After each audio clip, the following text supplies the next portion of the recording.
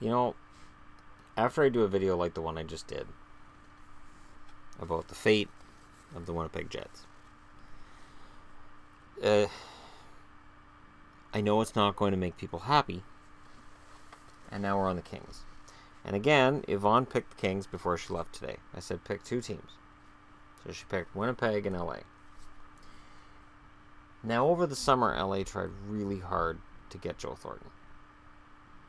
They worked really, really hard at it.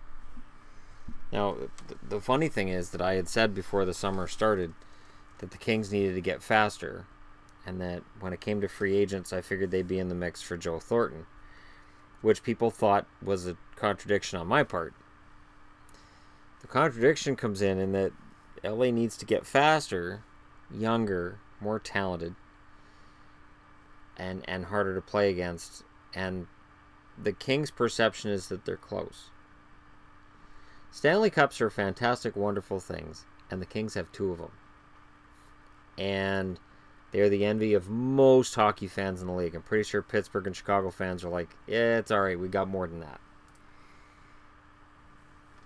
Or in Pittsburgh's case, you can't hear you over the last 2 because we just won them. But it can lead one to think that you're closer than you are. Now, the first thing that's going to jump out at people, and the first thing people are going to say is, why is that 70s line the first line? Why are Pearson, Carter, and Toffoli the first line? Go ahead and move that over a little bit. Oh, don't sit that way. Light something on fire. What the heck with it. Just live with it. So, Pearson, Carter, and Toffoli are first line because I cannot, in good conscience, have Camilleri, Kopitar, and Brown as the first line. Kopitar's slow. Dustin Brown has fallen off a cliff over the last couple of seasons. And Brown has issues keeping up with today's game. Gabourik's going to be on the IR to start the season. When Gaborik does play, he's a shadow of his former self. I don't know that he's top 6. I don't know that he has to be top 6 now. When he comes back in, he probably pushes Lewis down. Sits on the third line with, I think, Shore.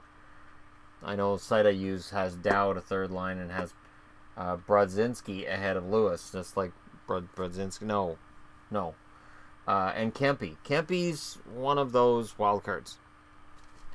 Kempe's a wild card. Velarde potentially a wild card in at least training camp in terms of make the team and, or at least make it interesting. The weird part is that they drafted Gabriel Velarde, who dropped in the draft to number 11. He was projected to go as high as 3rd. And the reason he dropped is skating. So I'm wanting to believe in a turnaround for the Kings, but I think it could get worse before it gets better. My projection for the Kings has them finishing 5th in that division. I have them right behind San Jose. So, California has been the powerhouse of the division. Those days appear to be over as Alberta's risen from the ranks. And it's because of Alberta that these guys aren't 3rd. Anybody doing math right now is going to go, okay, so since Arizona and Vegas aren't top 3, obviously he has Calgary and Edmonton in the top 3 and making the playoffs. And it was a tough call. Calgary's the tough call, and I will get to Calgary. But LA's a tough call too, and here's why. So Jonathan Quick gets injured last year, and that is one of the main reasons that the Kings missed the playoffs. We can all debate about how fast they are or they aren't. We can debate about how great some of their individual players are. But if Quick gets injured this year, it's over.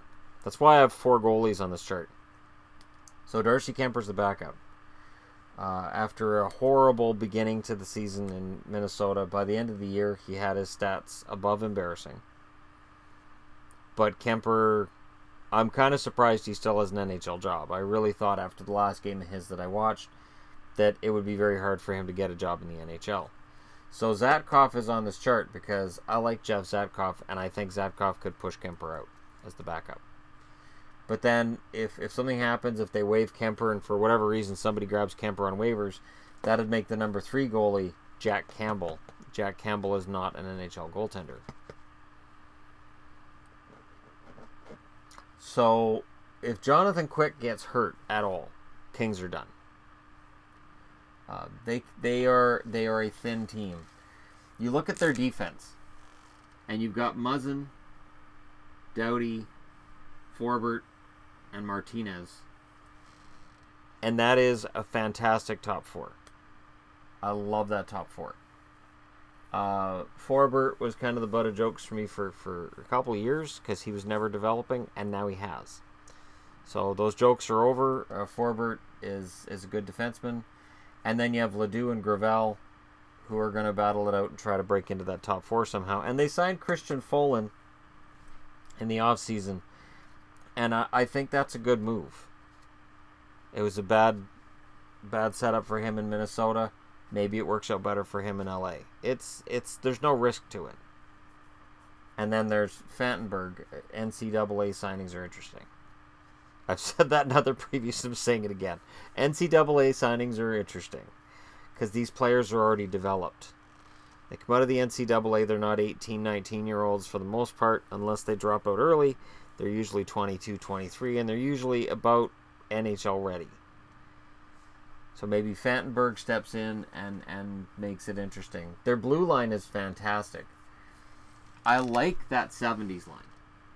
I do. I think that 70s line is fun and all. I don't know that I would want it as my best line. Fantastic if it's your second line. But Kopitar had a down year. As I said, Brown's fallen off the map scoring-wise. And they brought in Camilleri, who's probably going to play a top 6 role. And I really have my doubts with Camilleri. That's why I can't put them any higher than 5th. I can't. If Kempe pushes Camilleri down the lineup, maybe. Maybe. If they find a way to bring in somebody to help them with their forwards, maybe. And I have Jordan Nolan down here sitting out of the lineup behind Brodzinski because I'm not sold on Jordan Nolan either. There's a lot of parts in LA I'm not enamored with right now.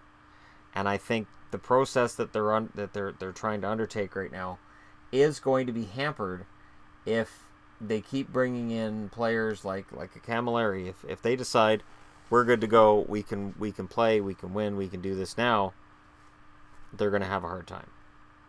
I'm sorry, I got alarmed here for light reasons. All right, lighting issues resolved. Let's move on. Yeah, I want to say, oh yeah, no, they can get back. But it does look kind of Canucks-ish. The Canucks go to the final in 2011, and they sign everybody to keep everybody around, and it kind of accelerated their downfall. And it looks to me like LA won those 2 Stanley Cups, which is far more impressive than reaching the final in 2011, and then decided, all right, we're going to leave everything where it is. We're going to leave everything the same. We're going to have loyalty to everybody, the Ken Holland way. Lombardi showed that, and he gave everybody no trades and no movements, and everything's fine, everything's fantastic, and now they're kind of paying for it. Because Dustin Brown, that contract's not going anywhere. You look at contracts that they'd like to trade out. You have Brown, they'd love to trade out. We'll make circles around him. Gaborik. Oh, if they could get somebody to take Gaborik, they'd be happy. That's cap space that those 2 guys are taking up that they could have used to get a better player. But the fact that they were trying to get Joe Thornton shows that they still think they're close. And that they don't think foot speed is a big issue in the NHL. They don't think that skating is a problem. Because Joe Thornton is not as fleet of foot now as he was 10 years ago. Nobody defeats Mother Nature. Mother Nature's unbeaten. So, you know, if they had added Joe Thornton, yeah, I probably would bump him up to 4th. I would put them ahead of San Jose because San Jose's forward depth would be a little bit lacking after that, and LA's would be a little better. That's still not, in my eyes, a playoff spot, though. So, I mean, can Carter score another 30? Can Kopitar bounce back? Is Camilleri still capable of producing? Can Kempe jump up and make a difference? Let me take a look. So, Kempe last season, 25 games and 2 goals, 6 points. They really need him to develop. Now, with Ontario, in 46 games, he had 12 goals, 20 points. As a number 29 overall pick, he's right in line with a lot of late first-rounders where you don't know what you're getting. He's probably bottom 6. They need an infusion of skill and talent. And that's just how it is. And if Kempe can, at 21 years of age, come in and produce and show tremendous growth over the summer, then awesome. But I think it's going to be a struggle for the Kings this year. I really do. And it's funny because they're out of 31 teams, they'd be 30th on my list of favorites right now. I'm not doing backflips for their position in the league. And I am doing my best to remain as neutral as possible here. I think they're too vulnerable. And I think assuming that Jonathan Quick's going to be healthy for a full 82 games, yeah. And assuming that the team could keep it together if he got hurt like they did this past season with Budaj, Kemper I don't see as another Budaj. But you guys can let me know where I'm wrong. And there really isn't a whole lot else to say other than Drew Doughty is a beast. He's one of the best in the league. Absolutely bar none. Fantastic. Not capable of dragging them. Jake Muzzin and Martinez and Forbert side, that top 4 side, their slow skating up front was visible during games last year. And I haven't seen in the offseason that they've addressed it. Now, Kopitar could go out in the offseason and work on everything and come back and have a fantastic year. They really need him to. They need him to if they're going to bounce back. Let me know why I'm wrong, though. If you're a Kings fan, no hard feelings. This is just my one-man opinion. But I do see them finishing 5th. I also want to address, too, there's been questions about me doing the videos as early as I have before teams are necessarily done. Part of what I'm doing here is I'm trying to establish my predictions before other ones come out. In part to generate the conversation early and be able to continue it throughout the summer. And 2, so that if my standings reflect the same standings as some other publication puts out there, then, I didn't copy them. So, and I always got kind of a feeling that with the fact that I predicted Minnesota to be awful last year, and they weren't awful, that there was a feeling that I was just falling in behind the masses. So I'm getting ahead of it, and maybe one of the hockey magazines will predict the Penguins or the Kings to make the playoffs. When all those magazines come out, of course, I buy them all and then let you guys know here's where projected standings are and who's going to be right and who's going to be wrong. I'll get more in depth with that this year because I've got the board. But for now, it's about the Kings. It's about depth. And let me know why I'm wrong. Hit like and subscribe if you're browsing your way through it. As I said, if you're a Kings fan, no hard feelings. It's a tremendous jersey. This is the 50th anniversary jersey from this past season. Focus, camera, focus. It's a lot of glare. Anyways, let me know what you guys think, and I'll talk to you again very, very soon.